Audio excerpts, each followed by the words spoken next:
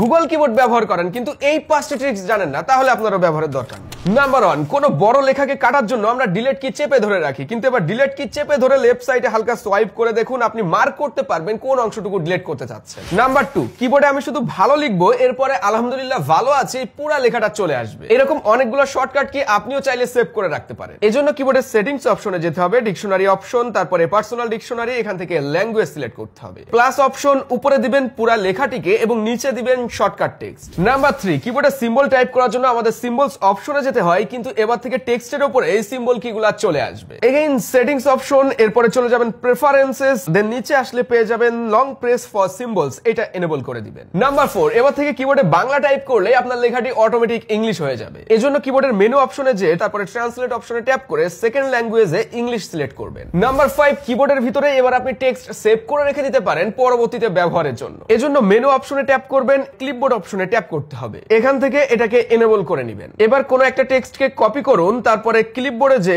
সেই টেক্সটকে just hold করে ধরে প্রিন্ট করে রেখে দিন। এর ভিতরে আপনার কাছে কোন ট্রিকটি ভালো লেগেছে অবশ্যই কমেন্ট করে জানান, আর ভিডিও ভালো লাগলে লাইক কমেন্ট শেয়ার তো হবেই।